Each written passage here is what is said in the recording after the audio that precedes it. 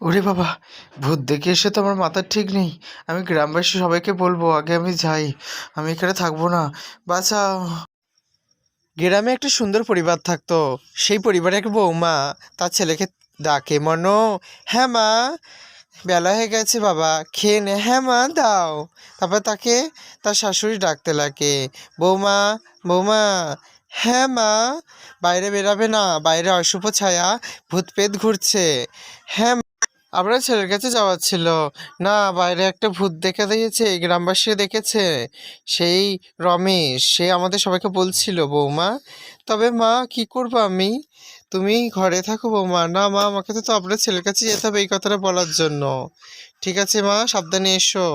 তবে তারপরে তার ননদকে এবং তার মেয়েকে এসে বলতে লাগে এই ঘটনা। তখন বৌমা এসে চুপি চুপি কেমন বিহেভ করে, হাসে, কেমন চোখ মুখ উল্টায়। তারপর সেইগুলো দেখে তারা সন্দেহ হয়। সবাই মিলে তাকে বলতে লাগে, তার ছেলে বলতে লাগে, মা তোমার কি হয়েছে?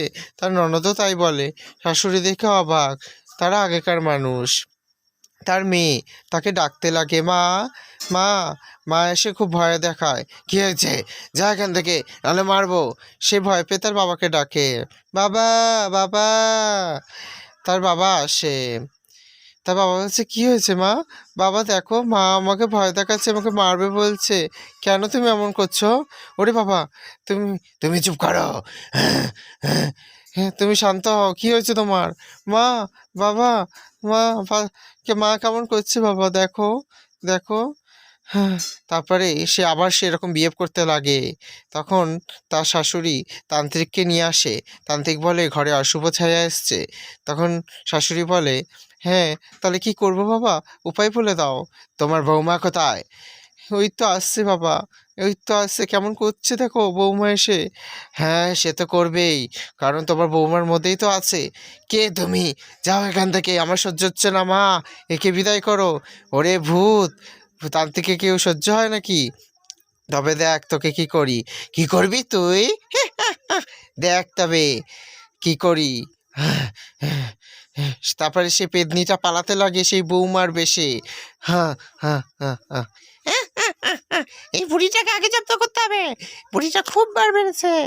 দাঁড়া, তান্ত্রিককে নিয়ে আসা। তারপর সে রূপ পাল্টায়, পাল্টে পেদনি হয়ে বসে, চেল্লাতে থাকে, হাসতে থাকে, সবাই ভয়ে পালিয়ে গেছে। কে কি করবি আমাকে? তারপর বৌমার বেশে যখন আসে, শাশুড়ি তার কাছে এসে বলে, বৌমা আসো, এদিকে আসো। কিন্তু সে তো বৌমা না, সে তো পেতনি। তোকে এবার আমি আগে জব্দ করব। না, না, আমাকে বাঁচাও। ওরে তান্ত্রিক, তুই আমার ওকে কি কে করে বাঁচাবি? কোথায় গেলে, কোথায় গেলে? ওরে শাকচুন্নি, তুই এবার আমার হাতে জব্দ হবি। কখনোই না, এবার তোকে আমি মারবো।